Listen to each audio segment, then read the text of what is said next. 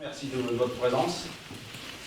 On tenait à revenir sur la journée du 7 et du 11 qui ont été un franc succès, malgré ce que le gouvernement prétendait que ça allait baisser. Preuve en est que ça n'a pas baissé, ça monte en puissance.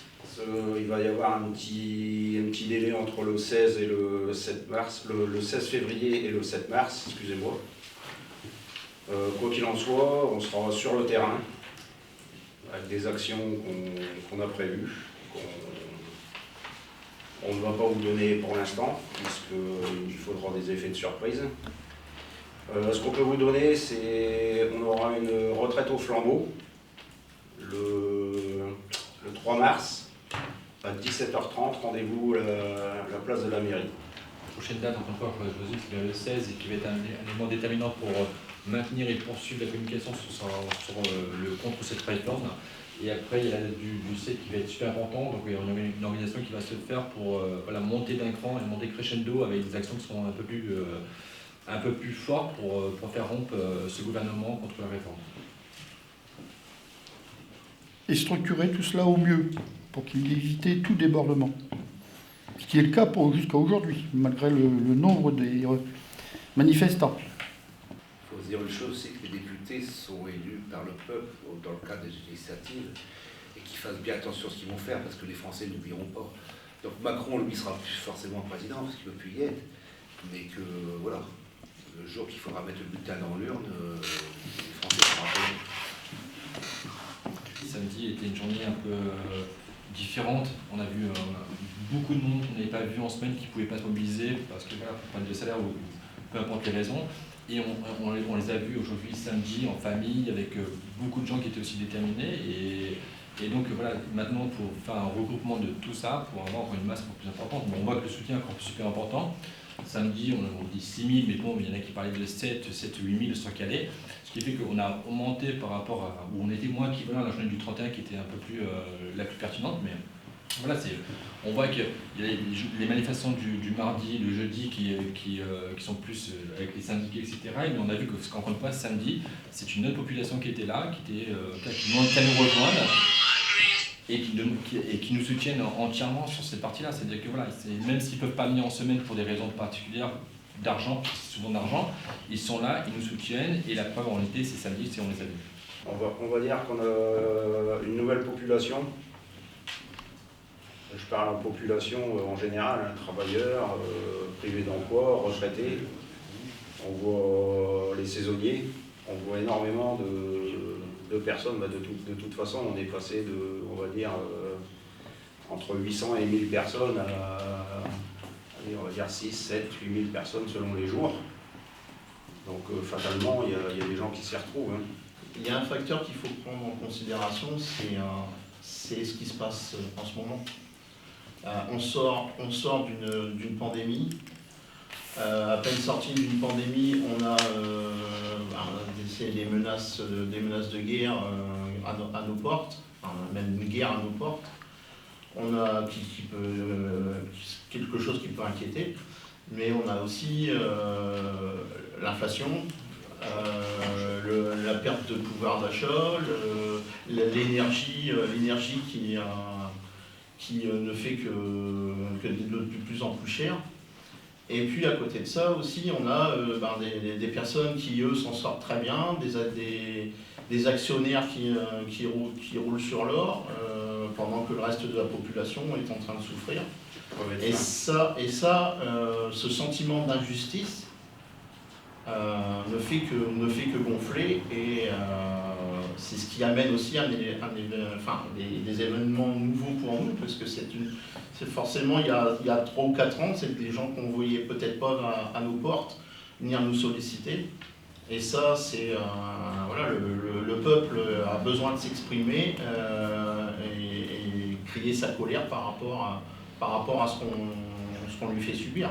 C'est pas la première fois, mais ça faisait longtemps qu'on n'a pas vu. Et le sujet de la retraite, il fédère tout le monde. Il fédère les jeunes, il fédère les anciens, il fédère les travailleurs, les chômeurs, enfin les privés d'emploi, parce qu'on appelle ça des privés d'emploi. Donc il fédère tout le monde. Et là, pour le coup, ça faisait longtemps qu'on n'a pas vu autant de monde dans les rues, mais le sujet fait que. Et l'infantilisation aussi du gouvernement, on a l'impression d'être qu'on nous parle comme à des gamins, quoi. À un moment donné, on n'est pas bête, on a bien compris les éléments de langage, on a bien compris que ce gouvernement essaie de nous la mettre à l'envers. Et c'est pas en nous disant que la retraite à 1 200 € pour tout le monde, ça va être génial, alors qu'en réalité c'est 1 200 € brut et ça sera pas pour tout le monde. Donc c'est une vaste fumisterie et ça les gens ont compris. Donc pour une fois on est tous dans la rue et pourvu que ça continue. Le 7 mars va être une date, c'est la date butoir et c'est là que ça va commencer C'est là que ça commence à se durcir. à taper dans le dur. Même avant. Et il faut que ça tape dans le dur, il faut que de toute façon, comme j'avais dit à un journaliste la dernière fois, il va falloir perdre des journées pour gagner des années. Surtout. Il faut que les gens ils se mettent ça dans la tête, il va falloir qu'on perde. On a quand même nos aïeuls qui ont perdu, c'est pas des journées, c'est des semaines entières. Il va peut-être falloir que les gens ils se mettent devant le fait accompli et de dire il va falloir qu'on y aille, oui, il va falloir qu'on se sacrifie, ça va nous faire mal. Ça va nous faire mal au portefeuille, ça va nous faire mal partout. Mais on a un gouvernement qui n'entend pas la protestation dans les rues, qui l'entend faiblement, on va dire, ou alors qui fait mine de rien entendre. Donc là, il va falloir qu'ils comprennent et rapidement. Mais toutes les grandes avancées sociales, de toute façon, elles se sont faites toujours en 2 temps. Avec la contestation dans la rue, mais aussi avec l'action dans les entreprises. L'un n'ira pas sans l'autre, et si on doit le faire reculer le gouvernement, ça sera de cette façon. On lui a montré notre mécontentement dans la rue, maintenant il faut une pression pour le faire reculer. Et cette pression, il faut que la peur change de camp, y compris pour les patrons.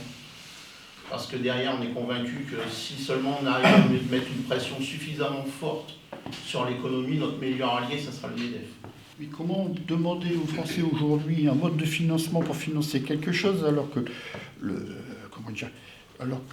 l'énergie, le coût de l'énergie ne fait qu'augmenter. Et je vous rappelle que sur le coût de l'énergie, il y a une TVA, il y a des milliards et des milliards qui rentrent dans les caisses de la TVA. On peut se refaire le film, Alors, mais pourquoi venir chercher de l'argent alors qu'ils en ont toujours pas assez? on peut se refaire le film, mais le président du corps dit bien que c'est pas un problème de dépense, c'est un problème de recettes.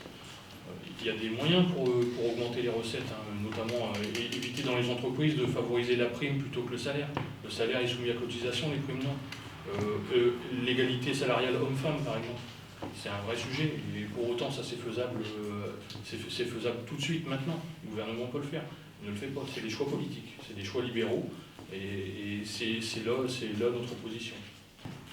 Il y a des petites lois qui sont pas difficiles à voter, qui auront un impact plus que conséquent au niveau des cotisations sociales. Parce qu'il ne faut jamais oublier que ce sont des cotisations sociales et non des charges comme on veut nous faire croire dans les entreprises. On a bien vu certaines entreprises qui mettent les cotisations sociales dans leurs impôts. Et personne ne dit rien. On a notre cher président qui veut sacrifier la France, qui veut sacrifier les travailleurs. Il va nous coûter du pognon, le gazier, là. Hein. Et ça ne va pas le déranger de prendre le pognon à vie. Hein. Et il n'y a pas d'équité là-dedans. Hein. Alors les gens qui se permettent de juger, les gens qui se lèvent en pleine nuit, qui travaillent la nuit et tout, qui sont crevés au boulot, et pour beaucoup, et pour certains, soit ils finissent leur carrière, ils sont HS, ou soit ils n'ont même pas le temps de finir leur carrière, ils vont au cimetière. Il va peut-être falloir qu'ils se mettent un petit peu du plomb dans l'aile, et peut-être venir dans les entreprises, voir comment les gens y bossent. Aujourd'hui, là, Pierre Angimon ou Nathalie Chancellor ou les élus locaux, c'est qu'on ne les a pas encore vus en tout cas, moi je ne les ai pas vus dans les manifestations, mais c'est aussi à eux de faire remonter, donc il va être présent. Alors on invite tous les élus qui peuvent venir et manifester contre la réforme, c'est toujours un plus, mais... Moi, j'invite mon député Pierre-Henri Dumont. Moi, j'ai un régime spécial, je suis cheminot. J'invite mon député Dumont, à qui lui aussi a un régime spécial de retraite, à venir travailler avec moi en maintenance du matériel, de réparer des TER. On verra comment ça se passe. Je ne suis pas sûr qu'il soit gagnant au change. Mais il n'y a pas de problème, il peut faire un vie ma vie avec moi pendant une journée. Il n'y a aucun souci. Comment j'exécute ma tâche au quotidien à 67 ans? C'est pas une bonne question, ça? Comment à 64 ans, un pompier il va monter à l'échelle pour aller récupérer une personne dans un immeuble dans incendie? Comment une infirmière à 63 ans puisse retourner un malade? Une ASH ou Nelson doit pouvoir travailler dans un EHPAD à 64 ans, qui recevront des gens qui ont 60 ans. Vous voyez du bâtiment, 64 ans. Il y a plein de gens. Les enseignants maternels pliés en deux sur les tables à 50 Ah oui. cm de hauteur jusqu'à 64 ans. Il y a 2 ans, il y a 3 ans, ils ont battu pavé pour sauver un peu contre l'épidémie et on leur dit oui, c'est des métiers essentiels, qui sont super importants, il faut les valoriser, etc. Bon, là, tu sais, c'est rien passé entre deux, ils n'ont pas été valorisés aucun, et on est en train de leur dire c'est pas grave, en plus, on ne va pas vous valoriser, vous allez travailler 2 ans de plus. C'est que voilà, c'est en contradiction concrètement avec tout ce qui est dit. Il y a 2 ans, encore 3 ans, Macron disait non, mais jamais, la retraite, qu'est-ce qu'on va l'augmenter, ça n'a aucun intérêt, ça n'a pas de sens, etc. Pareil, 3 ans après, il change d'avis. C'est voilà, que des promesses qui tombent à l'eau. Aujourd'hui, la question posée, quel est le mobile en fait, du gouvernement? Pourquoi, du jour au lendemain, vouloir mettre 2 ans de plus au niveau de la retraite? Quel est le mobile? En fait, c'est ça la question. La valeur travail n'est pas la même de notre côté que du leur. Eux, la valeur travail, c'est forcément un marché. Pour argumenter un petit peu, est-ce qu'une femme qui est mère au foyer et qui s'occupe de ses 3 enfants, est-ce qu'elle travaille? Elle travaille. Nous, notre vision des choses, c'est qu'elle travaille. Une assistante maternelle qui fait la même chose, elle, dans le système ultralibéral, on considère qu'elle travaille. Par contre, la femme au foyer, on considère qu'elle ne travaille pas. Or, ils font exactement la même chose. Et ce qui gêne le gouvernement, c'est qu'on puisse avoir à un moment de notre vie du temps pour nous. Et le calcul, il est mauvais en plus. Parce que entre les retraités, ça ne veut pas dire que c'est la fin du travail. Il y a une autre forme de travail. On est là quand on est à retraite, on est là pour garder les petits-enfants au lieu que ça soit une nounou. On est dans les associations, on a les associations d'accompagnement scolaire. Pareil, là où on vient en complément d'éducation nationale. Ou aller aussi donner des coups de main au Resto du Cœur, Ou etc. donner des coups de main dans les associations caritatives. Voilà. Et le problème de ce dogme-là, c'est la valeur qu'ils donnent, eux, au travail, ça c'est forcément du marché. Il faut forcément que ça soit quelque chose qui rapporte. Et c'est là la différence. Alors, nous, on veut partir en retraite, non pas pour être dans un lit et attendre la fin. Hein. Non. Du temps pour nous, mais aussi du temps pour les autres, mais qu'on gère. Ce qu'ils veulent, c'est qu'on ait un boulet patronal jusqu'à la fin de notre vie. C'est comme la réforme du chômage. Hein. Là aussi, hein, ça prend plein fouet. Hein.